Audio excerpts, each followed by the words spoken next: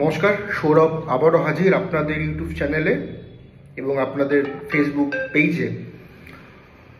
আমি অলওয়েজ এটাই চেষ্টা করি যে গ্রহ নক্ষত্রকে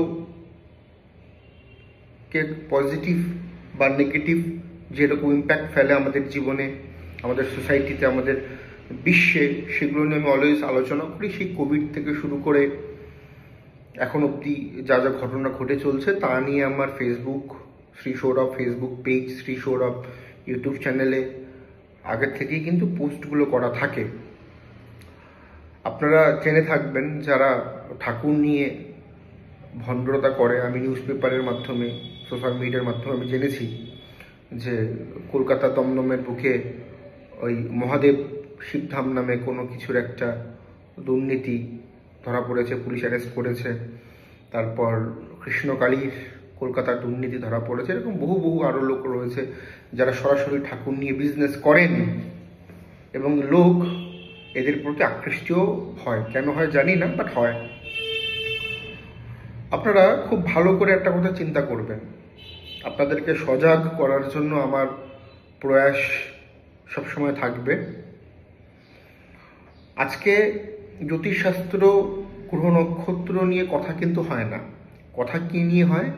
এই টোটকা করুন, এই উপচার করুন, লাল সুতো বাঁধুন, নীল সুতো বাঁধুন, শুকনো লঙ্কা পোড়ান, ইত্যাদি ইত্যাদি, আর্থিক ভাগ্য ভালো হবে, এই হবে, ওই হবে, হেন হবে।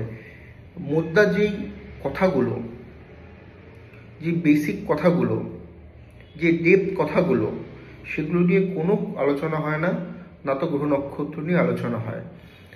আজকে 7.5 একটা রাশির চলছে, 2টো রাশির চলছে, 3টে রাশির চলছে, ঢাইয়া চলছে, ইত্যাদি ইত্যাদি।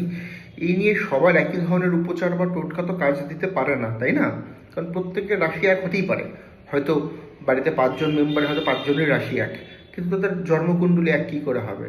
তাদের গ্রহগত অবস্থান কি করে এক হবে? তাদের দশা কি করে এক হবে? তাদের নাক্ষত্রিক কানেকশন কি করে এক হবে? কখনই কারোর সাথে কারো এক হয় না। তাদের হাতে রেখা এক কী করে হবে? পসিবল নয়। তো যারা বোঝে তারা তো বোঝে, আবার অনেকে বুঝেও এই ট্র্যাপে তারা পা দিয়ে ফেলে, আকৃষ্ট হয়ে যায় এবং তারা সর্বশান্ত হয় এবং শেষমেশ তারা জ্যোতিষশাস্ত্রকে এবং অ্যাস্ট্রোলজারদের গালমন্দ করেন। এবং এই ধরনের ভণ্ড লোক যারা নিজেদেরকে অ্যাস্ট্রোলজার বলেন, জ্যোতিষী বলেন, তাদের জন্য শিক্ষিত জ্যোতিষীদের নামও নষ্ট হচ্ছে। আজকে আপনারা ছোটবেলা থেকে জ্যোতিষের কথা শুনেছি, আমার মা বাবারাও শুনেছে, আপনাদেরও শুনেছে, আমাদের প্রত্যেকের ঠাকুরমা ঠাকুরদা শুনেছে এবং আগাগোড়া থেকেই, রাজার আমল থেকেই চলছে। কারণ এই শাস্ত্রের বয়স 10,500 বছরের বেশি পুরনো শাস্ত্র। আপনি যদি ভালো করে খেয়াল করেন, এই যে সংখ্যা তথ্য নিয়ে এত মাতামাতি, হাতে ব্রেসলেট নিয়ে এত মাতামাতি, বুড়ো আঙ্গুলের নাকি রূপা বা সোনার রিং পরলে থামে, শুক্র ভালো হয়, এগুলো আপনি কখনো শুনেছেন? এই টোনা টোটকা নিয়ে এত মাতামাতি শোনেননি, কিন্তু শুনেছেন কখন এগুলো? আফটার কোভিড, আফটার লকডাউন, তাই তো?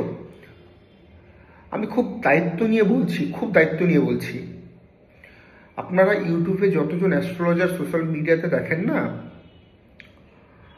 তাদের মধ্যে 99% ফেক এবং তারা ভিন্ন ভিন্ন কিছু না কিছু আলাদা আলাদা প্রফেশনের সাথে যুক্ত ছিল।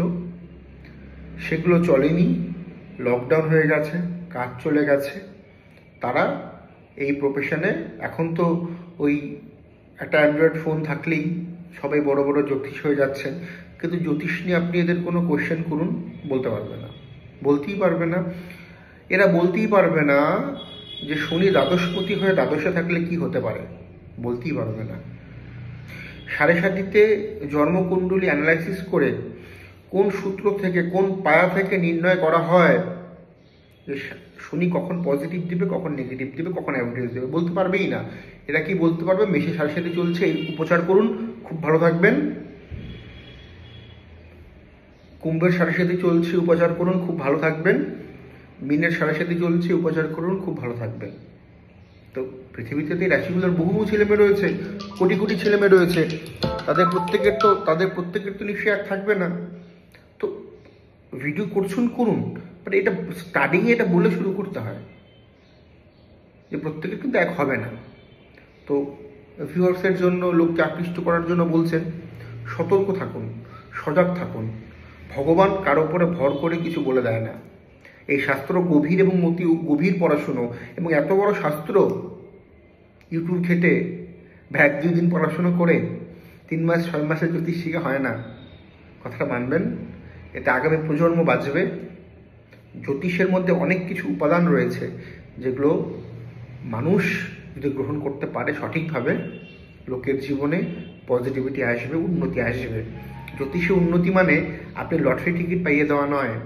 জ্যোতিষের উন্নতি মানে সামগ্রিক পরিস্থিতির বিচার করে একটা ফল, এবং সামগ্রিক পরিস্থিতির বিচার করে একটা ফলাদেশ, এবং যেটাকে কাজে লাগিয়ে আপনি, আমি, আমরা প্রত্যেকে ভালো থাকতেই পারি। দায়িত্ব নিয়ে বলছি। নমস্কার।